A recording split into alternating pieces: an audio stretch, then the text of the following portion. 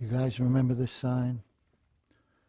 When we were all growing up, we'd be put into the back seat of the family vehicle when it was time to get a new one. We'd go down to the Pontiac dealer. And a lot of us as kids would wonder, how did this work? This is one of the most fascinating signs that I remember being most interested in learning how it worked. And fortunately, I'm in a position where collector car enthusiasts don't only buy collector cars, they buy tons of memorabilia. And a lot of that memorabilia, it definitely needs to be serviced. There's all kinds of things. So many clocks, and I take care of that OK car, neon light sign we used to see, worth a fortune today. So let me take you along on how they work. Here you see me pulling the back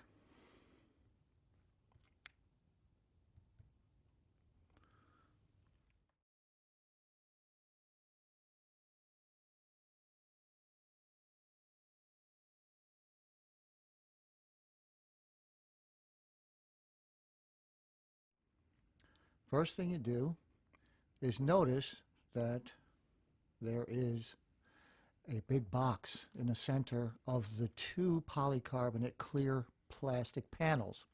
The black you see is a black film sandwiched between two polycarbonate sheets, upper and lower, for a total of 4 pieces.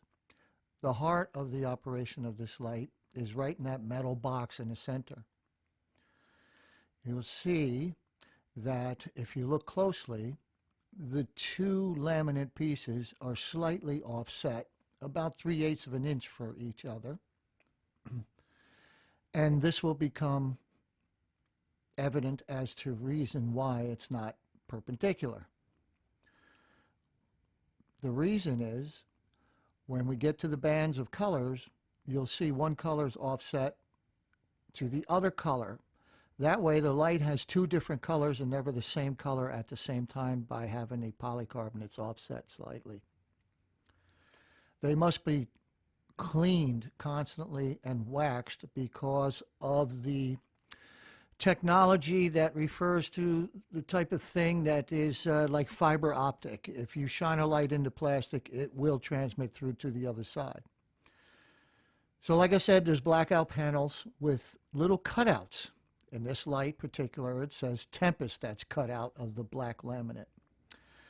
Here you see the actual operation, if you can understand. Notice the ribbon colors on the little channel sliding over the top of the fluorescent light.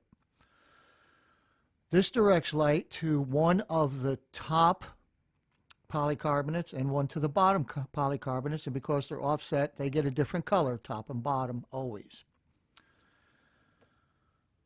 Once again, waxed, clean, and shining. There's just a little gear, and it slides on a little metal bar, and that metal bar gets dirty, and these things get squeaky, and they slow down, and they stop from all the dust. They have to be brought in, taken apart, and cleaned, and then all put back together. So look at the dirt coming off of the polycarbonates. I do this light probably once every 2 years, and there's many others that I do that come in to be done.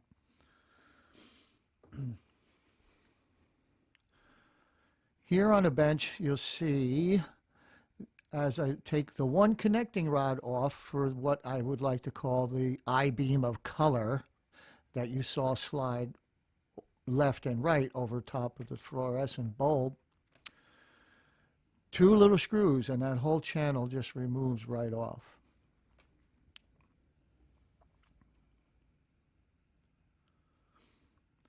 You must be very, very careful not to damage or break or crack any of the plastic. This stuff is priceless and completely irreplaceable. You must have nerves of steel to do this kind of work, because if you break it, you own it. Here's the crossbar up close. You can see where it rubs on the I-beam of the frame. It gets a little groove in through the years, and you have to clean it off and put some good wax in there and Make sure it slides across the eye bar real nicely. And the dust and the dirt in a working shop, they get dirty quite quickly. There's one waiting for me to get to right now to bring it in. This particular owner has 2 of them. So that's it. It's basically very, very simple, primitive technology. The little color bands slide over top of the fluorescent light bulb. And then that lines up with the 2 polycarbonate clear plastic panels with the blackout that says Tempest cut out. And as the light hits each individual panel, that's where you get your shades of brightness. As a little light hits, it's a little bit of light. As it goes over, it's a lot more light, and then it goes dim again. And that's how you get the variations of brightness on the sign. So right now, it's working fine. It's nice and slow, moving back and forth the way it's supposed to. And at the moment, there's no squeaks. That's how you know they need service. They will start to squeak like a little chipmunk squeaks, and you'll hear it, and it becomes very annoying in a shop. So now everything's all clean, ready to go back into its metal center housing unit, which is the heart of the whole operation of these things. They're very simple. 2 little screws,